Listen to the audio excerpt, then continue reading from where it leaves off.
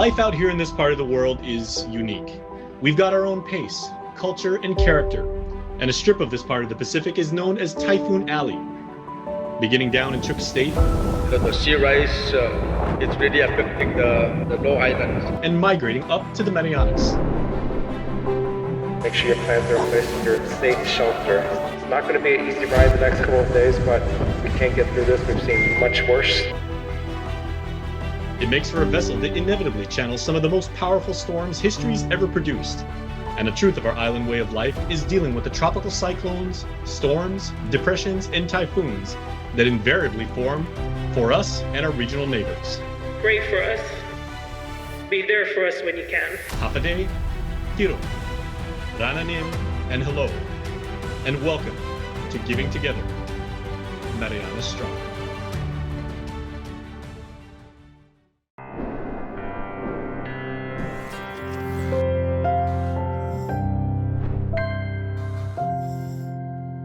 Giving Together, hashtag Mariana Strong, in partnership with IT&E, connections that matter. Burger King reminds island residents to stay safe. Shell, go well, go Shell. Foodies, eat, drink, happy. And First Hawaiian Bank, it all starts with yes.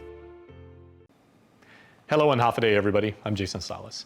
Now, just like the many diverse personalities that make up our island community, Super Typhoon Sinlaku had a distinct attitude all its own. Menacing, slow, and very, very powerful. And the system that at one point was a Category 5 storm ravaged the Federated States of Micronesia when it first showed up on our radar, then became a serious threat for the Marianas, eventually shifting northward away from Guam and making a direct passage up to our friends in Saipan. We start our special now with Janice Carrasco up in Yigo at that village's gym, which was used as a Tier 2 shelter for those needing a safe place after the typhoon. And then we talk with our friends from the Marianas Climate Change Alliance and the Ajuda Foundation about their contributions to help.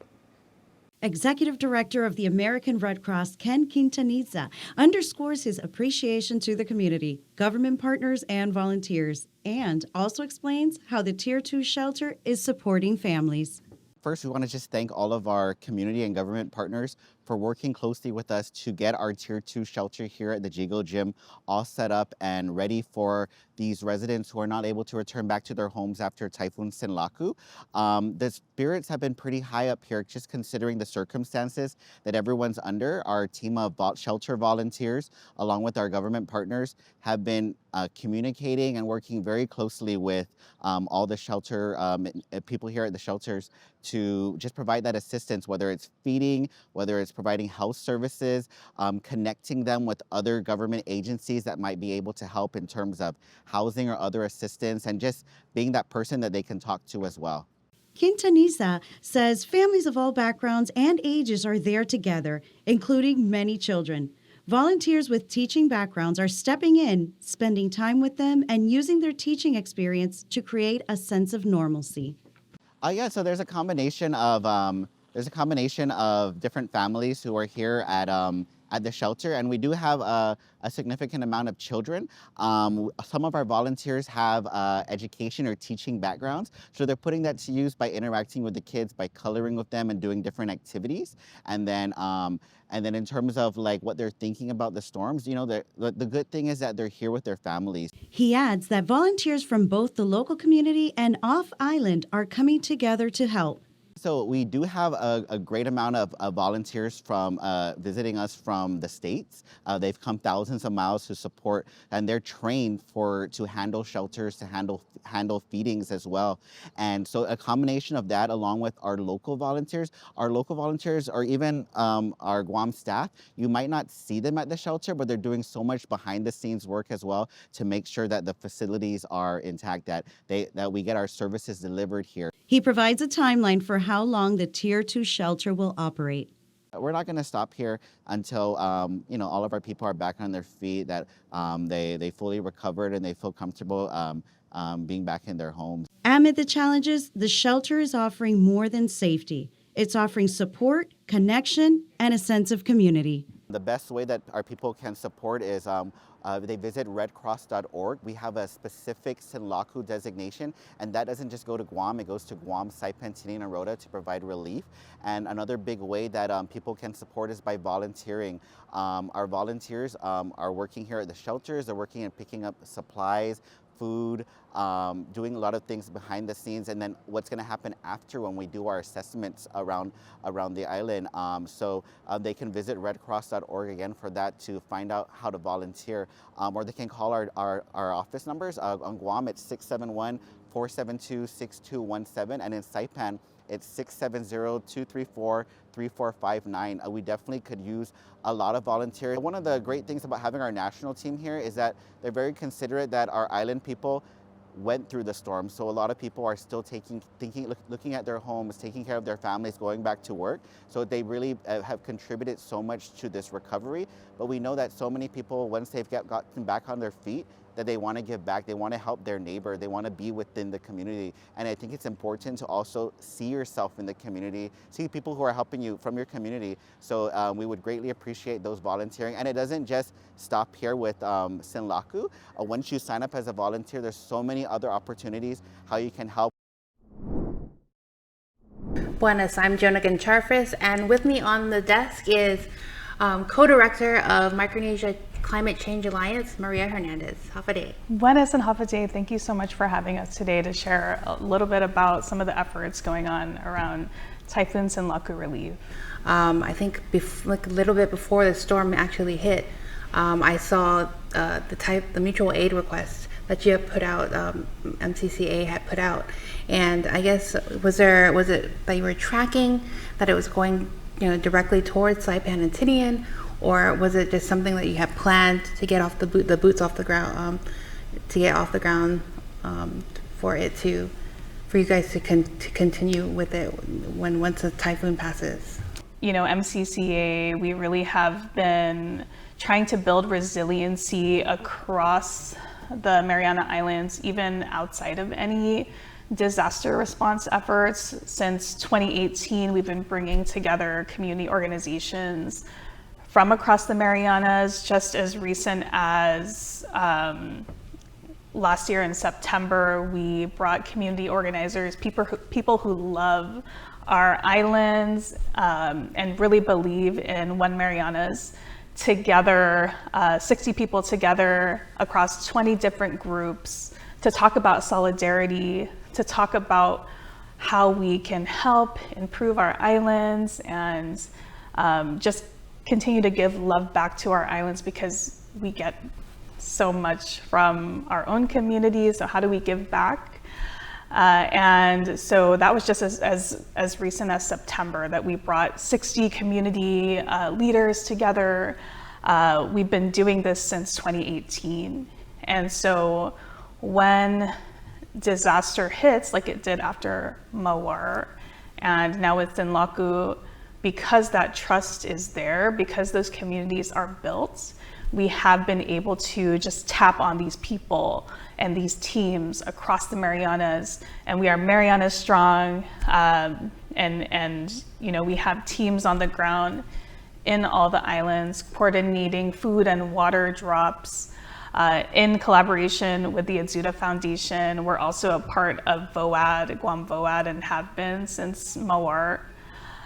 So there is so much strength in grassroots efforts to come together and build resilience around mutual aid, which really just means that we are community-led. Food, canned goods, cleaning supplies, flashlights, lanterns, tents, tarps. There's a call out for chainsaws. Insect repellent. There's a whole list. If the community wants to see this list, you can visit our Instagram, MCCA Instagram at Micronesia Climate Alliance, because there are prohibited items. There are items that are not allowed on containers, like lithium batteries, for example, any sort of gas,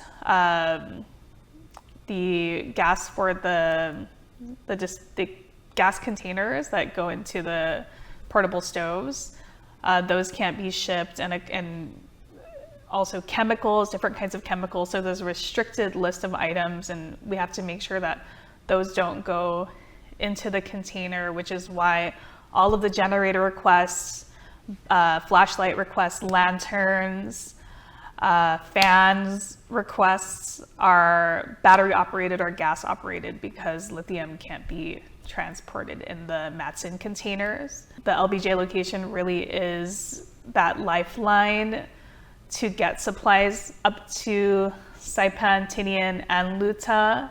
And we have been able to move forward with drops of supplies, of water, of food, almost every other day by ship and by helicopter. We're going door to door with water drops, with food drops. The day after the storm hit, we were already on the ground with our coordinators passing out gas vouchers, food vouchers.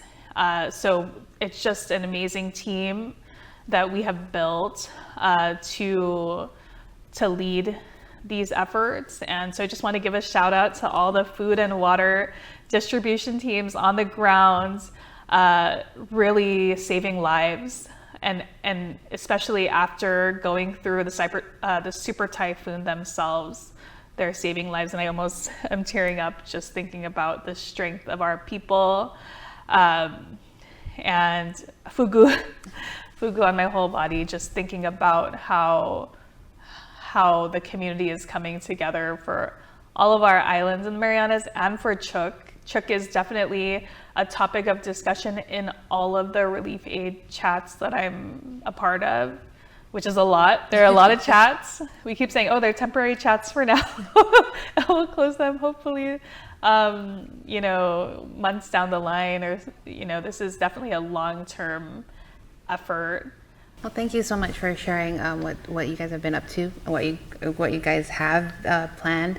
Again, you can go on to Instagram at Micronesia Climate Alliance on Instagram, and you can check out. I know you've put on flyers from the other organizations that you can help with. If you have any questions, please reach out to them. And thank you so much. Thank you so much, Joan. The community showing their love for those hit hard by Super Typhoon Sinlaku. Here at the former LBJ Elementary School, regional response is ramping up with nonprofits at the forefront of rapid relief. Volunteers are seen filling shipping containers with critical supplies donated by the community to help those in Chuuk and the CNMI. The donation drive kicked off last Friday immediately after the storm's passage, and they're already on their 7th container, with 2 of them scheduled to be shipped this Friday to Chuuk. The drive is organized by the Azuda Foundation alongside other local nonprofits. Bella Borja, a volunteer with Azuda, shares why community action is more vital than ever at times like these. I think it's really important to spread awareness and just to volunteer your time. A lot of the families have lost their homes. There's lines of water, right, during heat warnings, right? And I can't imagine if that was me or my family doing it. And if I could give my time to give the other islands some comfort, I would do it 1,000 times. With critical infrastructure damages in Chuuk and the CNMI, getting these supplies to those islands quickly is key. Micronesia Climate Change Alliance volunteer Annie Faye Camacho says that's where nonprofits come in. It's great to be able to do this with nonprofit organizations because, sometimes federal assistance can be a little slow moving, and working with nonprofits, you get to be direct mutual aid and make sure we get that as soon as possible. And the community has certainly been mobilizing the past week, coming out in full force to donate their time and goods. Volunteering here just a couple hours of your day has been really helpful, but even if you can't volunteer, if you can donate water, if you can donate baby formula, if you can donate canned foods, anything is a big help. Borja explains it's because they know even an hour out of their day means a lifeline is being delivered. A lot of people are on social media and you see videos of the families and their homes getting destroyed and just like lines for gas and water. And honestly, it's heartbreaking to see, and being here makes a difference, right? Even if it's for an hour or all day, right? Being able to pack the supplies and send it out, right, is like a lifeline for our sister island. Meantime, their message to the community: spread awareness, donate, and as Camacho says, remember that disaster relief is a marathon, not a sprint. You know, this is not something that after this week, they're going to be all great and recovered. We have to keep thinking about the next couple weeks, the next couple months. It's going to be a long time for them to fully get where they used to be. So. No doubt these volunteers and the community are in it for the long haul, together with the Marianas. We are Mariana Strong! Now we give our island's youth the space to share their experience with Typhoon Sinlaku. I honestly say it's really stressful knowing like the damage that has been done, especially from war. My experience with the typhoon was really bad. How we had like for almost 3 months of no power. I was kind of worried, and especially when everyone was getting ready, I could tell the whole island was moving this way. We're definitely worried and praying a lot that the storm didn't hit us. For a few days I didn't have a lot of power, so it would always be hot and sweaty, and then the wind would be really loud crashing through my window. It would be dark as always, and the struggle to charge our electronic devices to survive.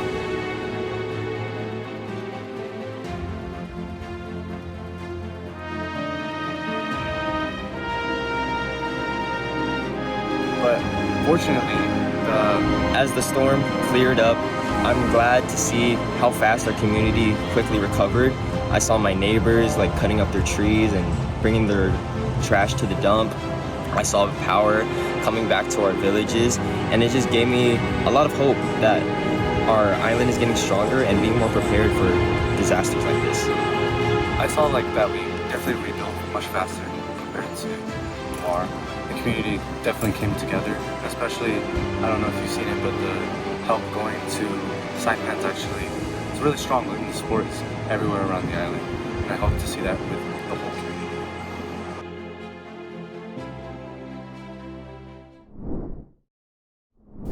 As recovery continues after Typhoon Sinlaku, support is pouring in from near and far, helping families across the region get back on their feet. Island organizations and businesses from Guam and abroad are stepping up, delivering critical aid and resources to communities hit hardest by the storm. From food and water to hygiene kits and emergency supplies, these groups are working hand in hand with local partners to get help where it's needed most. The support is reaching families across Saipan, Tinian, Rota, and even Chuuk, providing relief to those still navigating the aftermath. Officials say this collaboration highlights the power of community and the ability to mobilize quickly in times of crisis. For many families, this aid is more than just supplies. It's a lifeline as they begin the process of rebuilding. As recovery efforts continue, community leaders say this outpouring of support is making a real difference, helping island families move forward one step at a time.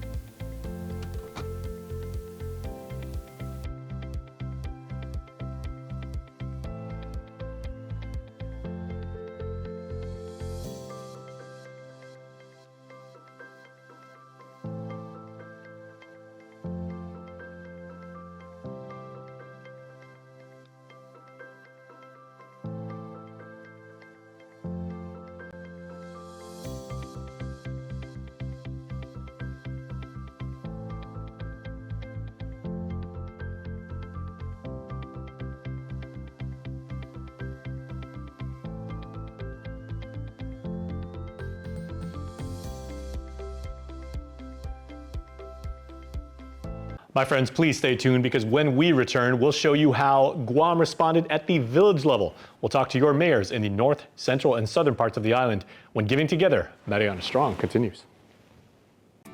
Providing for your family means making smart choices every day.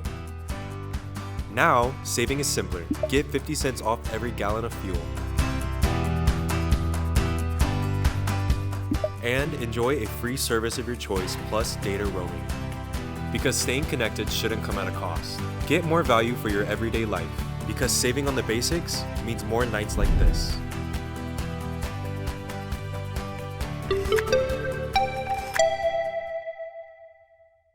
Everyone has goals. Saying yes helps you get there. Retirement, huh?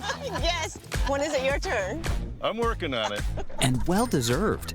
Could I be a truck guy? Oh yeah, we totally see truck guy. Can we really do that right now? Yeah, wild, right? Can we start that college fund? Yes. Because yes is so much more than the answer to a question. First Hawaiian Bank. It all starts with yes. Facing cancer can be overwhelming, but you're not alone. For over 20 years, the Edward M. Calvo Cancer Foundation has been here for our local community. Our patient services program provides direct financial assistance to those battling cancer. Grants can help cover costs for appointments, treatment, medication, labs, imaging, and even travel for care. We understand that the fight can be long, and you can reapply for grants every 12 months. Applying is simple. Here's how. Download an application at guamisgood.org or pick one up at our office in Hagatna. Complete the application. Have your physician complete and sign the certification form. Submit all documents with a copy of your valid photo ID by email to emccancerfoundation@gmail.com, in person at our Hagatna office, or by mail to 138 Martyr Street, Hagatna, Guam 96910. We are here to help alleviate the financial toll cancer can take on an individual and their family, because at the Edward M. Calvo Cancer Foundation, we believe Guam is good. Hafide, everybody. Welcome back to our special Giving Together Mariana Strong. I'm here now in the island's northernmost village with the Honorable Mayor of Yigo, Francis Lizama, and the Vice Mayor, Pedro Blas. Mayor, Vice, Hafide, buenas. Hafide. Okay, and we are here right now. We are at the staging site on Woostig Road for the green waste. Mayor, first of all, like, how did the village fare? Because a lot of people forget that Yigo is actually the island's largest village. Dedido the most populous, Yigo in terms of land mass the biggest. So far we've only learned of 4 families who lost their home. Of course, that's in the Gilbaza subdivision. But for the most part, everybody's recovering well. Mainly green waste, trees down, and of course several floodings. And it's just a matter of trying to get them back on their feet, doing what we can as far as debris removal. And thanks to the Vice and the guys who are out there working, they're the ones who's been really spearheading this operation, the field operation. Okay, and of course you guys also had the Yigo gym was identified as a shelter and everything. I know at one point filled to capacity, but now people are going back home, and the Red Cross is really taking care of them, as that has been identified as a Tier 2 shelter. Yes, so when we initially opened, our count was a little above 300, and so I get a call from Chuuk American Red Cross, and the numbers are dropping. As of yesterday, it was at 151, 155. So, families are slowly getting back to some kind of normalcy. Spirits high up in Yigo. Yes. Okay, Vice, I'd like to ask you about here at the green waste disposal site, and let's spin around right now so we can actually see some of the material that's being dumped off here. We're right on Woostig Road and everything. So, what should villagers know? Or anybody from the island if they would like to, get rid of some of that vegetative waste? Yeah, sure. So we'll be open from 6 a.m. in the morning to 7 p.m. at night, or 7 a.m. in the morning, 6 p.m. at night. And we're strictly accepting green waste materials. So, for those of us who had a lot of trees that may have fell at our houses and green waste, in general, instead of having to go all the way to Tizan or maybe further in Dedido, this place has been opened up for all of our constituents in Yigo to have an easier access to come and dispose of, the green waste that they've acquired at their homes due to Typhoon Sinlaku. Okay, now I know for all of my fellow islanders, people that haven't been up to this part of Yigo in a while, this is the road actually before Chalan Escuela, before the basketball court, before Woostig Mart and everything. How did this land get identified as the place that would be the staging site? Well, just like Mayor Lizama said earlier, this was identified through it being used previously and during Typhoon Mawar, this being an agricultural area, it just seemed more fitting for a green waste disposal. And we want to stress green waste, not household disposals. No what's it called? White goods, refrigerators and whatnot, tires and couches from the inside of your house. Strictly green waste. Biodegradable material. Biodegradable, yes, sir. Okay, and then Mayor, it's a known fact that with this being the northernmost village and everything, on a clear day, you actually can see Rhoda. Yes, and our thoughts and our prayers and and our love go out to people, Rhoda, Tinian, and the CNMI. Yes, and we're asking the people, the Mayor's Council is coming together in trying to support our brothers and sisters at CNMI. We're asking for whatever donations you may give that we would like to send to them. Any little donation goes a long ways. Okay, now we know the spirit, Vice, of the good people of Yigo is so strong. You know, we've got our Citrus Festival. It's a great place to, to build, to literally grow and everything like that. So what would you say about like how the villagers, made it through this storm? Well, I think our people prepared well. Of course, during Typhoon Mawar, right, we experienced one of the heaviest winds in a long time. So I understand that it may have been, scary leading up to that point, but, our people prepared well. And what I got to say, being with the maintenance workers out there during and after, and even before, right, the storm, what we saw was a lot of community engagement. Just as soon as trees fell, as fast as we were out there, so were other people, and taking care of their roads and whatnot. So I think the resiliency in our people has definitely grown since the last typhoon that we had. Yes, sir. And moving forward, right, I think we know what to expect. And I'm just thankful, and I know the mayor and I are both thankful that nobody was hurt, no fatalities in our village during this time. Yeah. Now, being a northern boy myself, I know how much the North cares and everything like that. So outstanding leadership, really, really good people. Big village, big heart. Yes, sir. Viva Yigo. Viva. Hapaday, I'm Mitsuki Hirayama, coming to you from the beautiful village of Hagatna, the island's capital. I'm here with Ivan Leon Guerrero with the Hagatna Mayor's Office. How are you doing, Ivan? I'm very fine, ma'am. And you? Good, and so we wanted to check in with you guys, how you guys are doing after Super Typhoon Sinlaku. We're still cleaning up all the debris that, as you can see in the backside, we got some sand that came in from the Marine Corps Drive all the way into KFC. And we're still cleaning up the sand that came in. And could you describe to me some of the damages that you guys have been seeing throughout the village? We had a lot of trees down, and we had to assist in clearing the roads. And we had a lot of my coworkers come out and cut the trees down and move it out of the road so we could have access for vehicles, emergency responders coming in. And that's a lot. And is this your first typhoon with the mayor's office? Yes, ma'am. How has that been like, I guess, experiencing the recovery process now as part of the mayor's office here? Oh, it's a lot of work.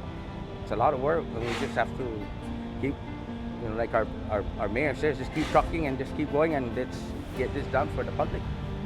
Were you here during, or were you on island during Typhoon Mawar? No, it wasn't, ma'am. Oh, so was Sinlaku your first super typhoon? Yes, yes, ma'am.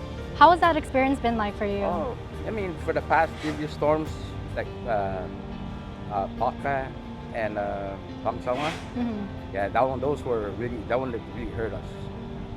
And I think this one here did a lot of rain and wind damages from the ocean coming in, the water coming in from the beach side. And it's really tough, to see what the struggles our people here in Guam are going through right now. But I give thanks to the government, for keeping us back on track. Yeah, and we actually just came over from Paseo, and that's where you really see like visibly like how strong the waves and how strong the typhoon was. Are you seeing kind of like similar like debris throughout Hagatna? Yes, we do. And we had a few, and we had to clear the whole front side of International Sports Center going down to GCIC building. And there's still a lot of sand, as you can see in the back, and we're doing it by manual with a shovel. And we're here, and we're here to serve. How many of you guys are there at part of the mayor's office? 4. We got 4 staff, and then we got 2 clerks. And we just got to deal with what we have and just keep trucking like our mayor says in Hagatna. 4 maintenance workers with the mayor's office. Wow! And you guys are covering all of Hagatna. Yes, ma'am. Do you have any message to the community who are kind of like in this with you guys as well? Just be patient. I know we got a lot of calls calling to the Hagatna Mayor's office requesting for some assistance. Like we all said, be patient, and we'll get to you guys where you're at. It'll get done. That's what I'm saying. It'll get done. I mean, they're not the only person that needs assistance. There's others that need assistance too. So we just got to, do what we're going to do first, and then we'll get to them. Certainly. And is there any way the community can help you in turn? I mean, if they can give us a hand, we can, and then, that's all we can do. Yeah. Truly, community action is so important at times like this, especially as the whole island continues to cover and as we continue to help our brother and sister islands in the NMI as well. Yes, it's really, we just got to pray to the Lord and just keep praying. Just keep praying. And just make sure that, we all help each other out. I mean, regardless, where we're at, just help each other out. Certainly, well said. Thank you so much, Mr. Leon Guru. I truly appreciate your time. And stay safe out here. Thank you. Hafa day, everyone. I'm Don Sula with KUAM News. I'm here with Hagat Mayor Kevin Sisweko. We're going to be talking about post-Typhoon Sinlaku. So, Mayor, thank you for joining me today. Just to get straight into it, what were some of the immediate damages that the village faced during post-Typhoon Sinlaku? First off, Don, I want to thank you for your time coming down to cover the story.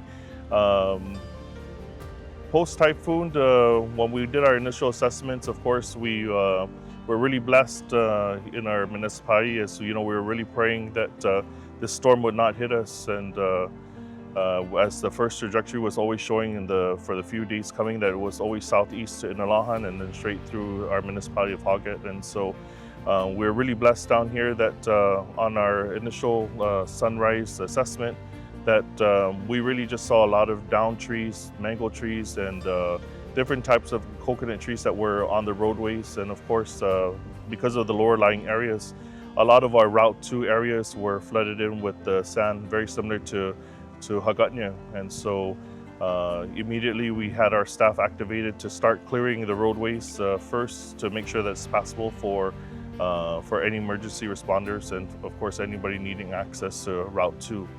And so other than that, it's just been, we've been constantly since post-typhoon clearing up and assisting our constituents, removing green waste in different areas. Right behind us, we've actually opened up a site for our green waste for our constituents. We know that times are hard. We know that it's difficult for those to go all the way up to Oka Point for being a southern resident to go and deliver their green waste. And so we've opened up right after the typhoon to make it more convenient for our constituents of Hagat. As the mayors are now starting to grab a hold of what it is that is going on in their municipalities. Mayor Alec and I are president of the Mayor's Council of Guam, as well as myself, who's the AMIM president for CNMI in Guam. We're looking at getting together with all of our mayors to put some type of assistance and aid together for our brothers and sisters in CNMI. And so, we've always had that one Marianas Island approach, and we still continue to pray for them as, all of our islands recover, from Guam all the way to Luta, all the way up to Saipan, Tinian and Saipan. And so we remain united, and we look forward to sending whatever aid that we can as soon as we can. Is there any significant damages to any of the landmarks here, and did the typhoon cause any delay in village events like the Mango Festival? None of our sites were damaged. A few structure damages, but things that could be repaired. We saw some of our pavilions in Odaga Beach Park that would probably need attention to after this. Our I Love Hagat sign is still there. We cleaned it up back for tourists to come and enjoy the sunsets and take their photos. And for the Mango Festival, we still look forward to putting on our Mango Festival on May 22nd, 23rd, and 24th on the Memorial Weekend. We've had this before, and it's time for us to, by that time, enjoy something great, and be as one community and be as one island. And we hope that the Mango Festival puts that spirit forward for the whole entire island as we recover as one. Right, looking forward to that. May 22nd, you heard that here, folks. Yeah. And thank you so much, Mayor. Anything else you'd like to say before we wrap up? No. Awesome, thank you again, Mayor Sisweko. And this concludes this interview. Sit tight, everybody, because when Giving Together, Mariana Strong returns right after these quick commercial messages. We find out from our regional neighbors how they weathered the storm. We take you up to the NMI and down to the FSN. Everyone has goals. Saying yes helps you get there. Retirement, huh? Yes. When is it your turn? I'm working on it. And well-deserved. Could I be a truck guy? Oh yeah, we totally see truck guy. Can we really do that right now? Yeah, wild, right? Can we start that college fund? Yes. Because yes is so much more than the answer to a question. First Hawaiian Bank. It all starts with yes. Facing cancer can be overwhelming, but you're not alone. For over 20 years, the Edward M. Calvo Cancer Foundation has been here for our local community. Our patient services program provides direct financial assistance to those battling cancer. Grants can help cover costs for appointments, treatment, medication, labs, imaging, and even travel for care. We understand that the fight can be long, and you can reapply for grants every 12 months. Applying is simple. Here's how. Download an application at guamisgood.org or pick one up at our office in Hagatna. Complete the application. Have your physician complete and sign the certification form.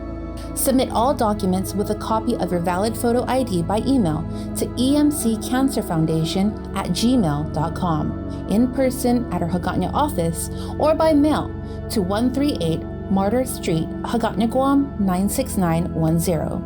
We are here to help alleviate the financial toll cancer can take on an individual and their family, because at the Edward M. Calvo Cancer Foundation, we believe Guam is good. Providing for your family means making smart choices every day. Now, saving is simpler. Get 50 cents off every gallon of fuel. And enjoy a free service of your choice plus data roaming. Because staying connected shouldn't come at a cost. Get more value for your everyday life. Because saving on the basics means more nights like this.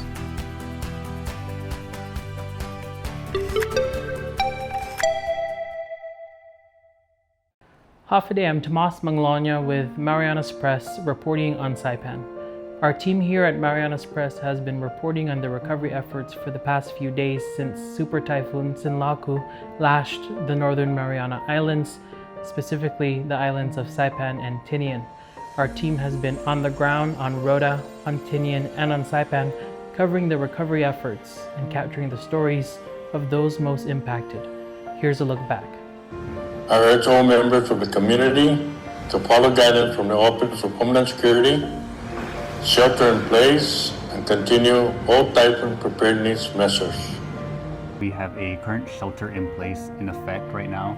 So this gives the first responders, DFEMS, DPS, DPW Mayor's Office, to give them the time to go clear the roads so that everything is ready to go when the all clear is given at a later time. It's getting better. It's been 3 days since we're on duty, since last Sunday. So pretty much clearing up. So we cleared a lot of roads now. So we're just refilling. Finally, we're refilling, and we need to rescue a lot of people that are stuck in the secondary roads. So we're so glad that the fuel is up and running. So we're going to be out opening some secondary roads.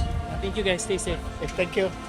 You know, yeah, we got to highlight the good work that's going on as we speak. It may not be at the level of expectation, but we're making efforts, and I'm satisfied that we're pushing the needle towards the end here. But it's going to be a long time. Guys, look at our house. I am under the water. Check it out.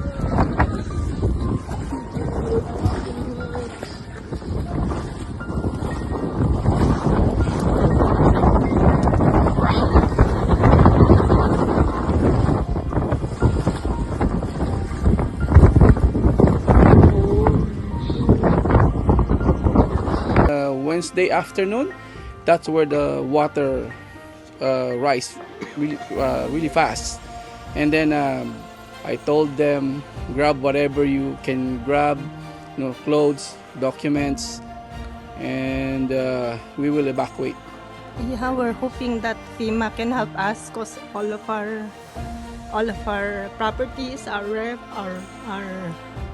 our washing machine, our laptops, all damaged, even our cooking utensils. Because the water is up to my waist level.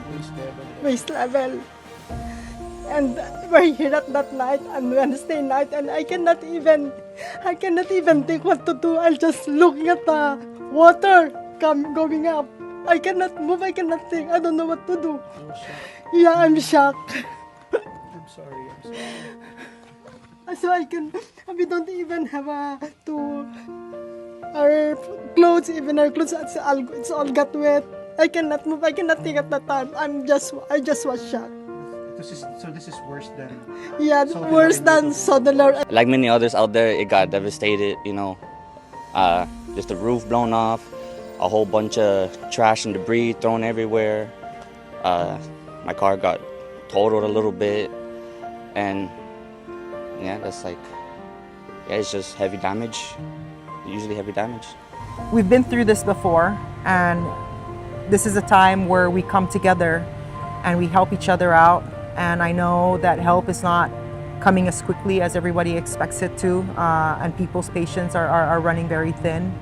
But we have always been a very loving, caring community, and I ask everybody to just continue to look out for one another, and let's be there for one another. And there's a lot of people who are doing so many things to assist, to help out in one way or another, and everybody's working to try to get this community back to normal and get back to rebuilding the CNMI stronger. Of course, compared to Sodalord, U2, COVID, and then now Sinlaku, the resource and the needs are, differ from disaster to disaster. So, although we have a standard operating procedure and the way we operate and the way we process things is still, the disaster is not the same. The needs are not the same. So, given that, it's going to, depend on us coming together as one community, as one leadership, and as one team to try and tackle this issue. That's the only way we can get through this together, is together. If we start seeing, differences in, priorities, then you'll see clashes, right? You see more and more delay.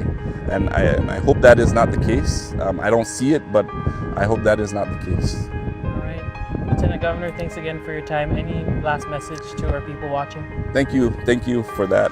Thank you for this opportunity. I want to just ask our community to, be patient. There's a lot of manpower out there working and trying to push this emergency response together, or trying to push it through. It's going to be long, it's going to be grueling. I myself is still without power and water, so I sympathize with the challenges, and my family is also doing their best to try and help in our capacity. I ask that those leaders that are out there just come out and do what you can. Let's not get into social media and start talking about who's doing what and who's not doing anything. Or try and fight over credit. Or I believe that this is time for our people, and it's time for us to just come and work together and figure out a way to get past our political differences, and just try and help our people. They're in need now more than ever. All right, thanks, LT. Thank you. Appreciate it. I'm Tomas Manglona with Marianas Press, reporting for KUAM. In the wake of Super Typhoon Sinlaku, the islands of Chuuk are facing a long and difficult road to recovery. Homes damaged, livelihoods disrupted, and entire communities left picking up the pieces. We got a chance to speak with logistics and focal person of the Disaster Coordination Office in Chuuk, Brian Morey, to talk about the road to recovery in Chuuk. Hey man, Chuuk got devastated during the storm. Just the main island itself, you really saw the devastation when you come out during the day, even though there was a lot of wind and waves, and it was just really bad. Now, the struggle shifts from survival to sustainability. With local crops and vegetation destroyed, many are relying solely on store-bought goods that are now scarce. Relief is beginning to arrive. 2 containers of supplies from the Azuda Foundation, which was gathered here on Guam, have reached Chuuk, part of a growing wave of support from partners across the region and beyond. They couldn't bring relief at a better time. We did receive 2 containers from that foundation. We're very thankful for the donation. I'm getting it cleared. Thank you very much to that foundation for all the help. Want to recognize Carlotta and Walden Wilbacker. Great help. During one assessment visit, officials encountered a community of 86 people who lost everything. Now, a school building is the only place they call home. Man, we visited that island. 80 people, 86 people, totally destroyed homes. We had to make split second decision to go back and make sure, they had what they needed. These are smaller islands within the lagoon that, the population was pretty great, and more than 80 people had occupied a school, totally destroyed homes. I don't know how to explain it, dude. It was just, heartbreaking to see that kind of stuff. There is some progress. Officials say a good percentage of power has been restored to Wera, with ongoing efforts to bring water and systems fully back online. But the needs remain urgent. Of course, our number one concern is food, right? Water, food. That's number one. Number two, you can't really clean up, rebuild if, all the trees and all that is there. The stores that we do have, on day one, ran out of chainsaws, ran out of a lot of the things that were needed. Support has come from many fronts. The FSM national government, the U.S. government, nonprofit organizations, and donors from around the world. We're very fortunate to have a lot of partners that have come out to help. National government, not only money, they did fund a lot, but they're bringing in boots on the ground. We have people from our disaster office, DECM. We have people from health. We have people from CNMI, Red Cross, from the national government, and then IOM.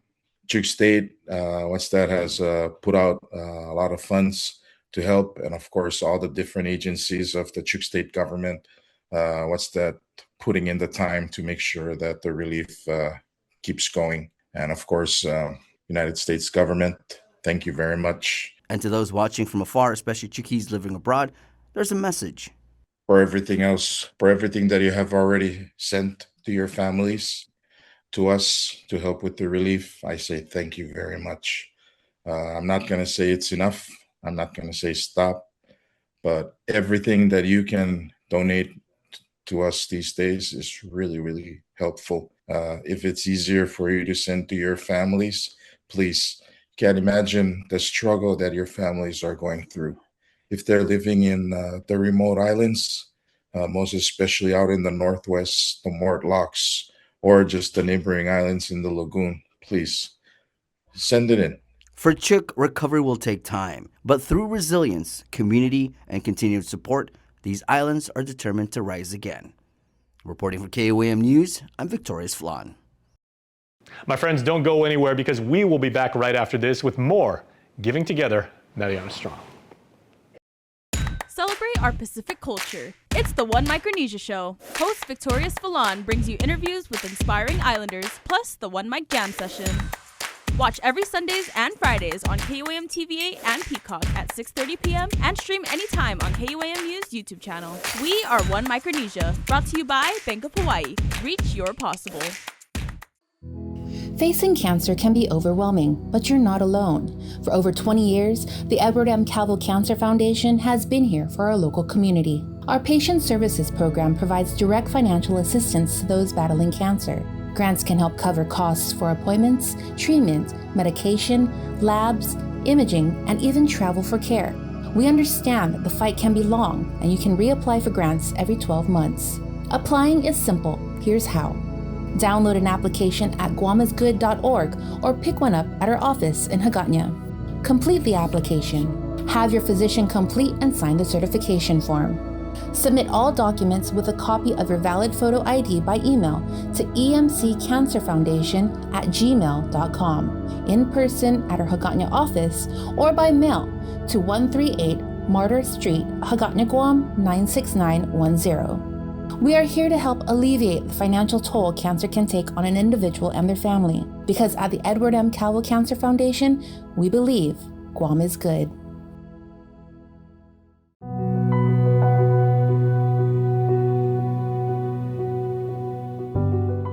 Covering Super Typhoon Sinlaku was significant for me. It was my 15th storm as a member of the media.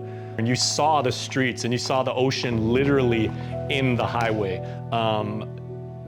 It was remarkable imagery, very, very scary? It reminded you of the awesome power of Mother Nature? Leading up to Typhoon Sinlaku, I was going over to the Joint Information Center pretty much every day. I just remember the feeling of being in the room with, the National Weather Service and emergency management and safety partners, and you could feel their concern and how seriously they were taking this. So I really had to modify the way that I reported, and with safety in mind for not just myself, but for my child. And that really shifted my focus on the efforts to support pregnant moms, postpartum mothers, and infants after the storm. It was really critical for us to continue tracking this storm. Things can change really quickly, but it's up to us to really keep the community connected and informed, even when the power goes out. Having to cover the restoration efforts and the recovery efforts, I just remember people applauding GPA. You know, it was the first days out. You know, those are the people, GPA crews were what I saw on the streets. I was up at the Joint Information Center at the Office of Homeland and Civil Defense during Core 1, with Sinlaku being boots on the ground, seeing how we are keeping the public informed and, making sure that we're keeping tabs and working with other government of Guam agencies who had representatives at the Joint Information Center in the Office of Homeland and Civil Defense was really, it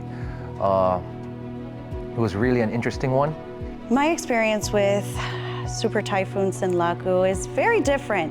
Probably a different perspective from my other colleague. The last hurricanes that I have experienced in Florida, I was much younger, and I didn't have kids.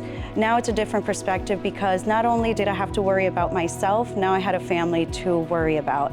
And KUAM helped me, being a part of KUAM helped me to stay informed. In those first 48 hours after the storm left and the skies started to clear up, the winds started to die down, the rain started to subside, that's when a lot of the real work began. You saw the DPW crews go out, GPD was going out, trained professionals. So right after Sinlaku, we headed right towards one of the most visibly impacted areas in Guam, which was, of course, like Route 1, Hagatna, and of course Paseo, which was really destroyed by the storm.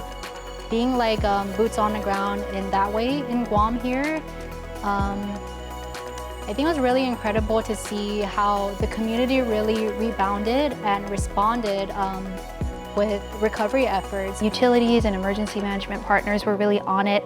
The administration was coordinating everybody ahead of time. Seeing everyone come through and band together, we're a family. The overwhelming support that was even stronger than the storm of, nonprofit organizations, of companies, of the military, of average families, of individual people saying, what can I do to help? We got to jump in, and we have to do what we do here on the island, is practice inafa'maolek. A lot of things that we were hearing about that people were in need of in the CNMI and in Chuuk, being able to connect with the organizations here in Guam that are supporting those specific populations was amazing for us.